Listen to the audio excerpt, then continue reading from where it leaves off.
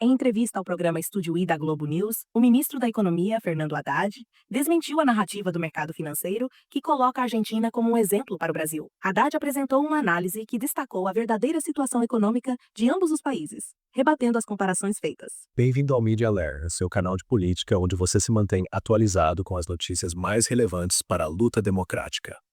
Junte-se a nós na construção de um espaço de diálogo e conscientização política.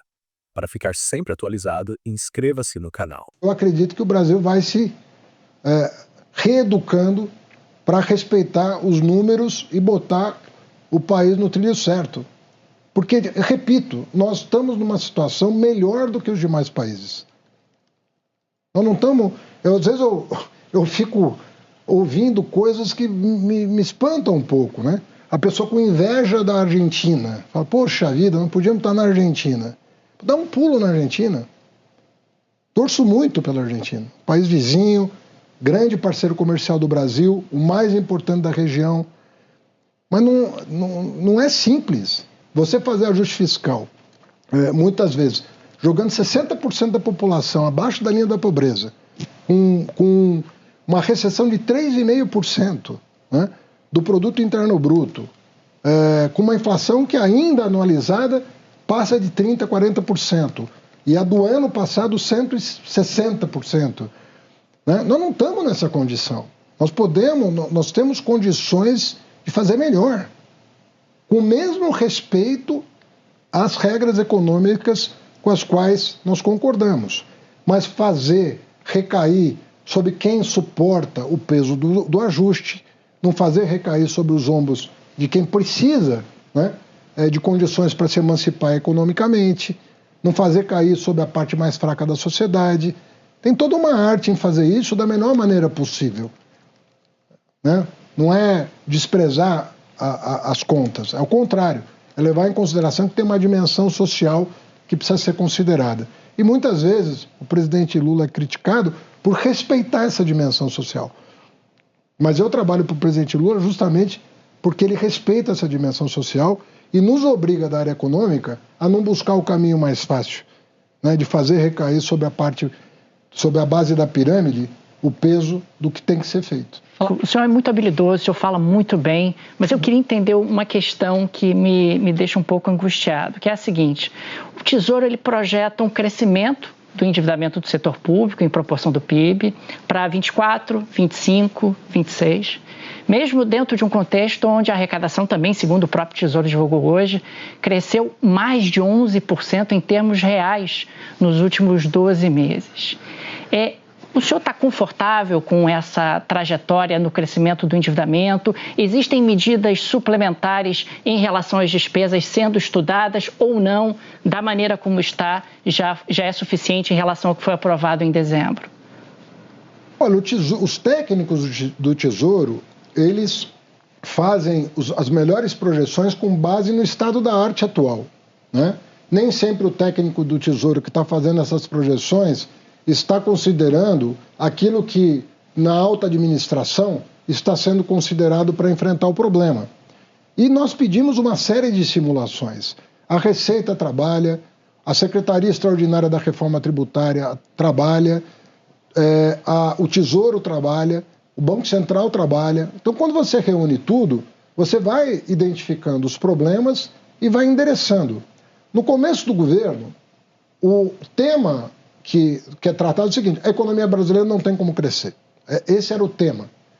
Nós crescemos 7% em 2 anos.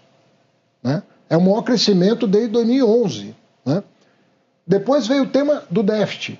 O governo não vai entregar o resultado primário dentro da meta. Chegaram a anunciar que nós íamos mudar a meta em virtude do mau desempenho do resultado primário. Não só não mudamos, como ela ficou mais perto do zero do que do teto da meta proposta, que era de 0,25. Então, nós entendemos nós dependemos desse tipo de exercício. Nós não fazemos pouco caso quando o Banco Central, o Tesouro, alertam a administração sobre os riscos que nós estamos correndo. Mas é justamente em função desses exercícios que o governo age. E o governo tem agido e vai continuar agindo. Muitas vezes, eu não posso antecipar uma medida, porque ela não está madura, porque ela está sendo trabalhada na cozinha da fazenda, para verificar se ela tem aderência, se ela vai repercutir, se ela vai entregar o resultado pretendido, ou se ela vai provocar eventualmente um problema de difícil solução. Às vezes um exercício que é encomendado vaza como uma medida já tomada, e as medidas, quando são tomadas, elas são anunciadas justamente para evitar que as pessoas tenham dúvida do que o governo pretende. E eu te digo assim com muita tranquilidade, eu repasso muitas vezes as minhas falas de 1 ano atrás, de 2 anos atrás, e o que eu tenho segurança em dizer é que aquilo que nós anunciamos, inclusive temas dificílimos. Eu me lembro que na primeira entrevista que eu dei para a Miriam Leitão, no Globo, eu disse, nós vamos aprovar a reforma tributária, que é uma reforma fundamental. Você sabe que nós batemos recorde de exportação de manufaturados. Não é um assunto. O MIDIC ontem, né, o Ministério do Alckmin, divulgou o dado. Quase 190 bilhões de dólares de exportação de manufaturados. É um número que há muito tempo não se via. Batemos o recorde de emplacamento de carros no ano passado, recorde dos últimos anos, não um recorde histórico. O Brasil vinha patinando nessa coisa. Foram emplacados 2 milhões e 600 mil unidades no ano passado. O crédito, que era um desafio, né, sempre foi no Brasil, a Febraban divulgou os dados, o crédito cresceu 2 dígitos. Então nós temos que entender o seguinte, nós não estamos parados. Quando você faz uma projeção, tudo mais constante, isso pode acontecer. Ministro, mas se eu entendi, você respondeu para o Daniel Souza, o senhor não pode dizer o quê, mas que as medidas estão sendo estudadas. Novas medidas. Só se faz isso no Ministério da Fazenda. Não, então, mas o senhor admitiu então que estão estudando novas medidas, só que não pode revelar neste momento. Mas isso passa uma ideia que eu não gostaria de passar. Vai ter o pacote 2, o pacote 3, não é assim que o Ministério funciona. O ano passado, como o governo ampliou muito o debate sobre as medidas de contenção, nós acabamos tendo 15 dias no Congresso Nacional para aprovar 2 leis ordinárias, uma lei complementar e uma emenda constitucional. Ao ser questionado sobre o déficit no Brasil, o ministro surpreendeu ao anunciar alta de 3,6% no PIB e déficit primário de 0,1%. Se nós não recuperarmos um pouco o passado, nós vamos ter dificuldade em projetar o futuro. 1 ano atrás, qual era a previsão do mercado para o déficit público do ano passado? Era de 0,8% do PIB. Vamos nos lembrar que era antes do episódio trágico no Rio Grande do Sul, Sim. que consumiu 0,27% do PIB para atender a população de um estado inteiro debaixo d'água. Nós não podíamos ali fazer conta, né, diante de uma tragédia daquela envergadura. Mas era 0,8%. Nós vamos terminar o ano com 0,1% de déficit. Essa é novidade, ministro. O senhor está dando uma novidade aqui para a gente. Eu estou te dando essa novidade. Essa novidade é importante. O ministro Soledade só vem aqui para dar fuga. Ele fala assim, ele fala como se fosse uma coisa assim, sim, vai ficar em 0,1. Então, explica para a gente isso, ministro. O dado oficial... Porque a previsão era que vocês iriam fechar em 0,5, pelo menos. Isso. Né? Tirante o Rio Grande do Sul. Sem o Rio Grande do Sul. Veio caindo de 0,8, depois o mercado reviu para 0,7, 0,6... Mas ninguém estava apostando em alguma coisa muito abaixo de 0,5 e o Rio Grande do Sul veio depois disso. Sim. Nós vamos terminar com 0,1, né?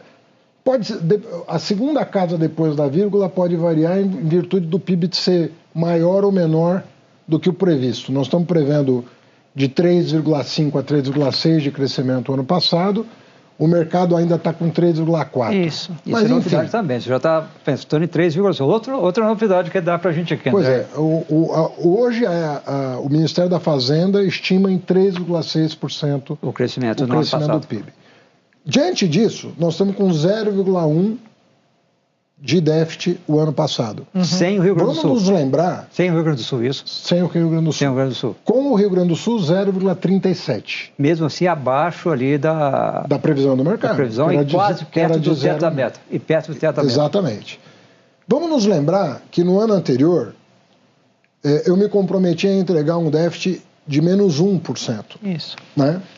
E em virtude do pagamento do calote do governo anterior, a estados e a precatórios, ele foi superior a 2%. O próprio FMI reconheceu o esforço fiscal brasileiro como um dos maiores do mundo.